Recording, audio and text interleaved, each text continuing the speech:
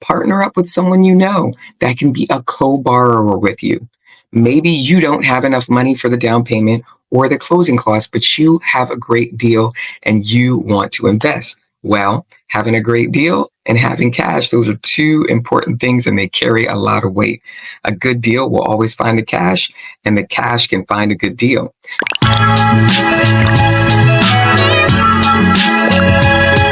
Well, welcome back to another episode of Lessons into Blessings podcast. I'm your host, Tari Thomas, and this week we are continuing with 10 ways to buy a rental property with little to no money down in 2024. Yes, we are continuing with the next 3 strategies that you can use this year to walk you into your next property. So whether you currently own real estate or not, these strategies will help you to purchase your next property.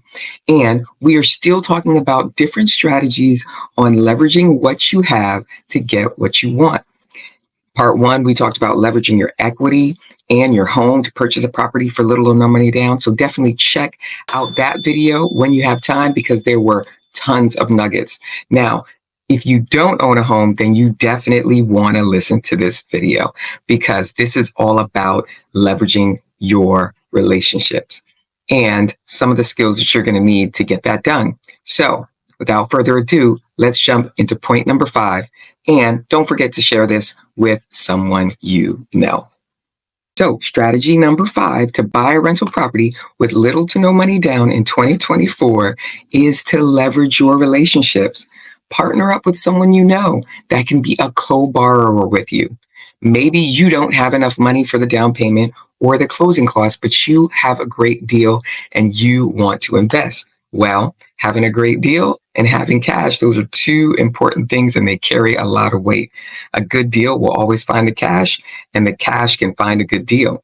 So you may be able to leverage your time, your investment knowledge, and even your sweat equity, where your money partner may not have the time or energy to put in the deal, but they have the money to invest for a down payment and closing costs.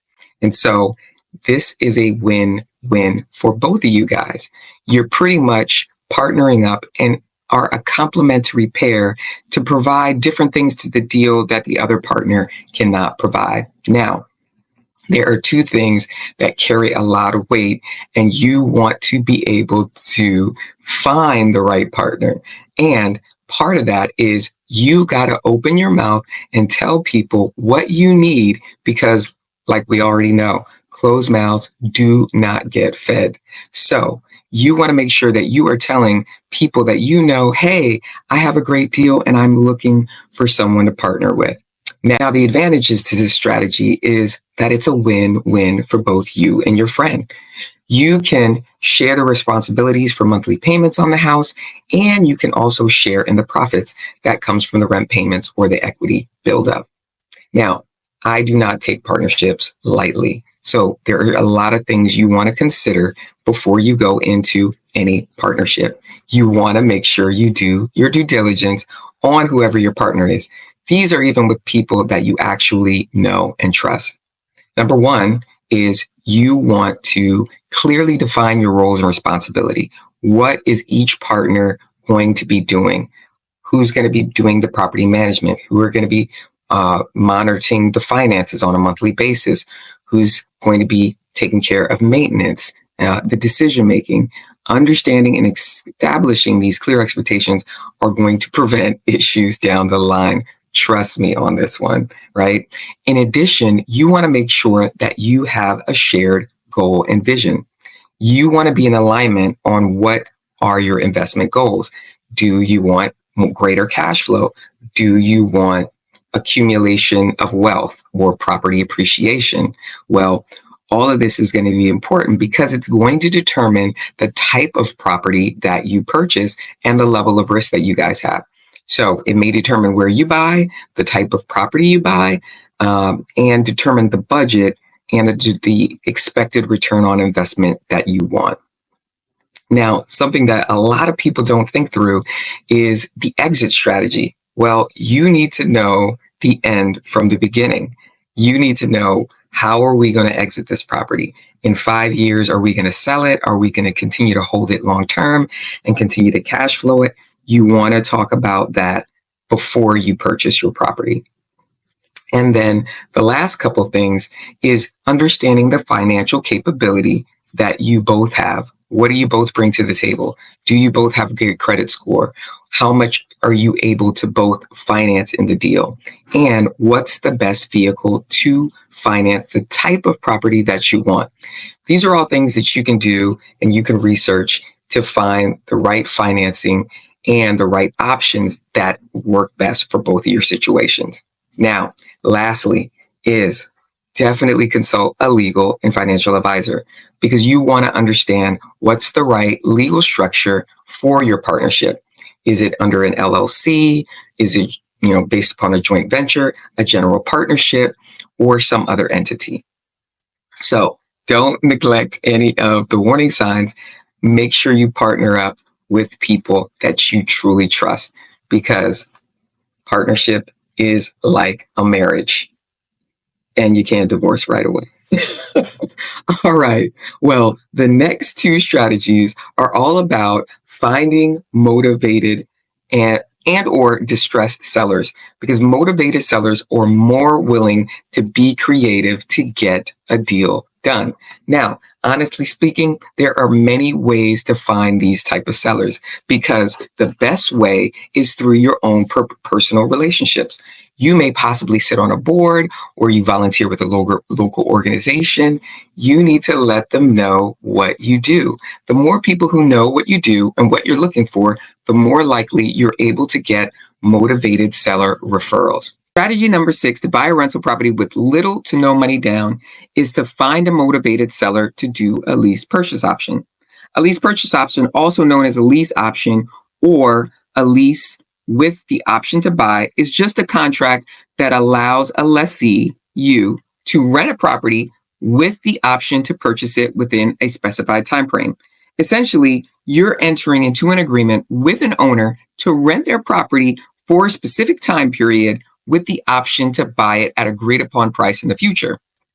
Everything in a lease option is negotiable, including your down payment. Now, we don't call it a down payment in a lease option. We call it an option fee or an option payment. And this is what gives you the right or the option to purchase their property at a future time for a particular price. Now, we want to talk about all the things that are negotiable and how to get your down payment as low as possible. So, first option that is negotiable is the option payment or the option fee, which we just talked about. In a lease option, typically a small upfront investment in the form of this option payment or option fee, which ranges from 1 to 5% of the purchase price.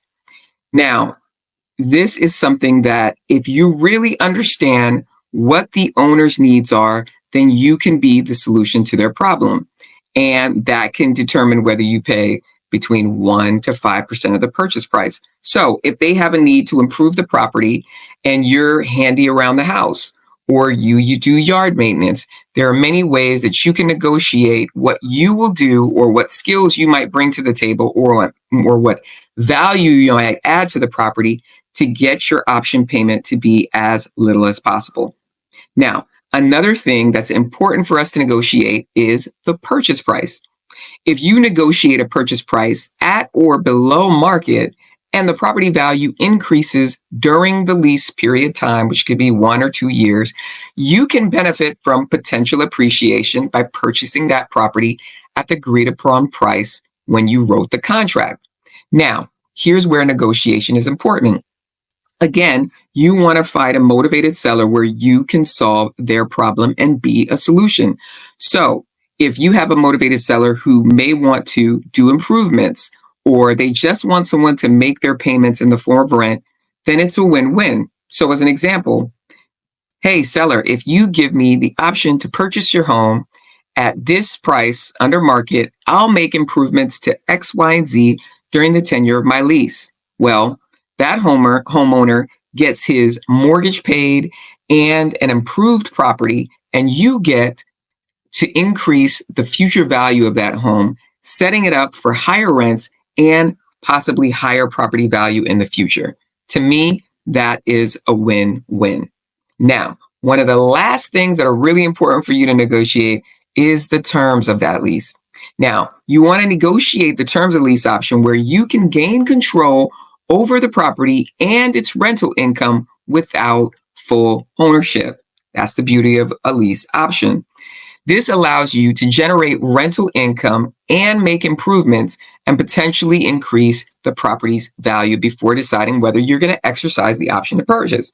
Now, this is money that you are going to put in the property in advance of you purchasing the property, but you want to make sure that you ask the owner for the right to sublease the property. This gives you the right to rent it to someone else during the tenure of your lease.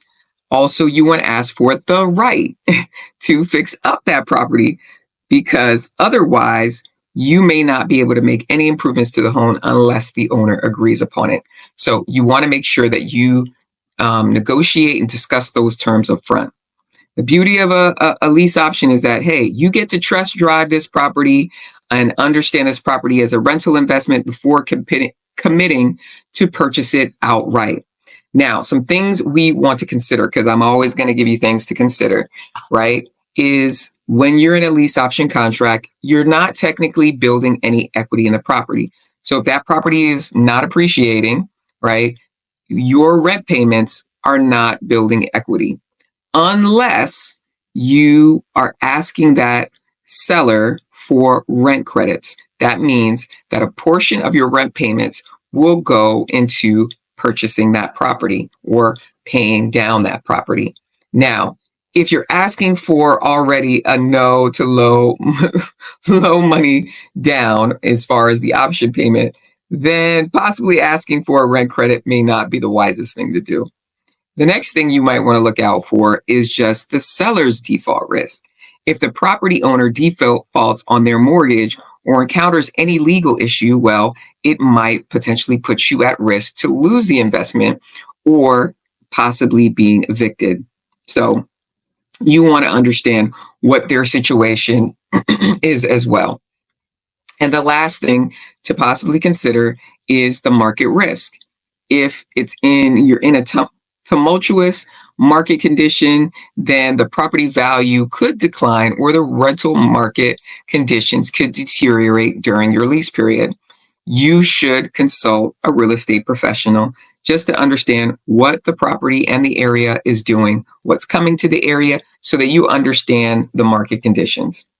Now, I really like the lease option because it gives you the option to test drive the property.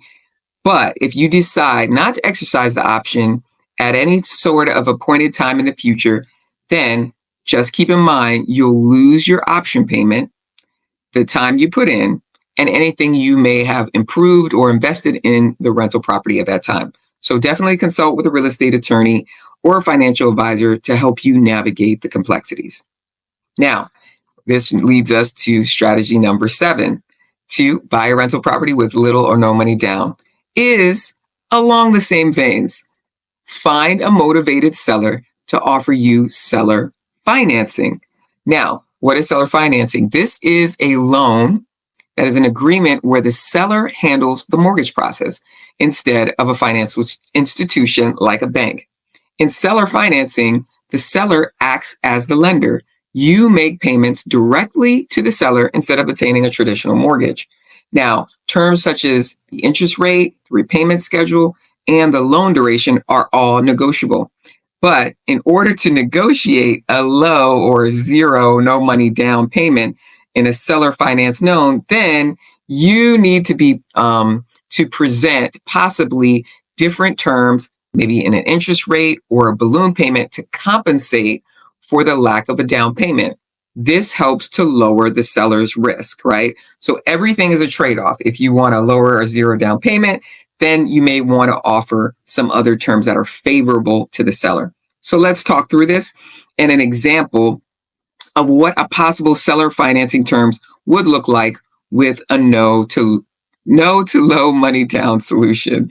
All right, so you have a property that you want to purchase at $300,000, but you don't want to put any money down. Well, that means that the seller is going to finance $300,000.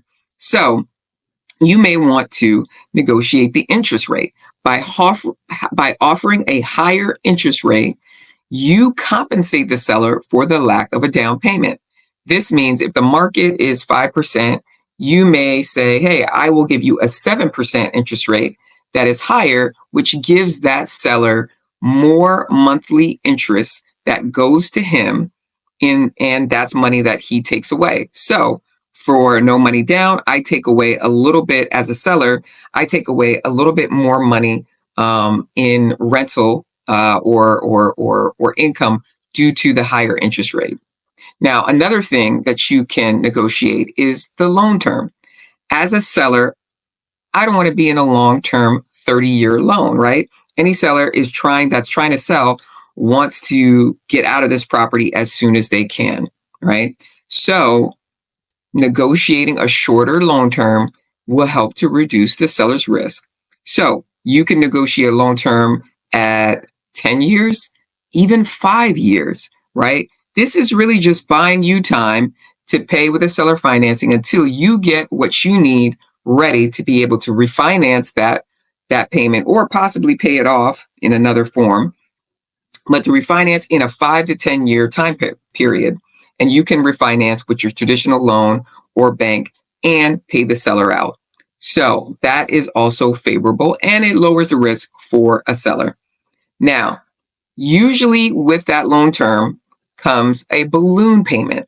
Now, what is a balloon payment? Balloon payment is agreeing to some large sum of a payment at the end of the loan term. So at the end of a 5 or a 10-year term period, you're saying, I'm going to pay you out in a significant amount, let's just say $150,000 at the end of a 10-year term in order to ensure that this seller gets paid off and it pretty much ensures that you will refinance or pay off the loan within this 5 to 10-year time period. So a balloon payment is typically a part of a seller finance deal if that seller is looking to get out within a certain time period. So all of that is negotiable, but the more favorable that is, your loan terms, your balloon payment, and your interest rate, all of that will determine if you can come in with possibly 0 to no money down. Now, one of the things that I want to make sure that you're preparing for ahead of time before you're presenting any seller with a seller finance option is to make sure that you're looking as credible and trustworthy as possible. So you may already want to prepare certain financial statements, maybe get bank statements, pull your credit report to provide, and income statements to provide to this seller to let them know that, look, I may want no money down on this particular house, but I'm very credible and I have the ability to pay you what you need from a seller financing standpoint. Now, this is a two-way street, so there are things you want to consider as well, such as understanding the seller's financial stability. Now, keep in mind, you're financing from the seller, not from a bank. So there's already due diligence that the bank is going to do, but you want to make sure that the seller is credible because you have a possibility the seller might be experiencing financial difficulties or in the process of a bankruptcy, and that would definitely complicate matters. Another thing you want to ensure is that you have a clear title, that there is nothing clouding the title, and that you have the ability to transfer that title with no issues. Another thing is you want to make sure that you're not inheriting any sort of negligence to the property or any property issues. So definitely do all your inspections and do all your due diligence to make sure you understand the property's condition when you move in and when you sign an agreement with the seller financing. Now, the last thing and there's a ton of things, but the last thing I would also try to understand is the risk of foreclosure. Now, the seller in the seller financing contract is determining how they might initiate foreclosure proceedings. So maybe you might be late on the payment 2 times. That may determine how a seller forecloses on you. So you want to understand those terms because it's going to be different than the foreclosure process of a traditional lender. And even the state laws regarding foreclosure may differ for a seller finance property. So I know I dumped a lot on you. It was even a lot for me to just get it all out. But I want you to be able to have the time to go through, review the last 3 strategies, and drop any comments or insight on what you may want to, you may need help with. And also, as always, research these strategies with your real estate professional and advisors. The more you know, the more you have the ability to grow. And we will present the last 3 strategies in the next week or two. So make sure you click the subscribe button, you click the notification button so you are alerted when we drop that episode. Now, until next time, stay blessed.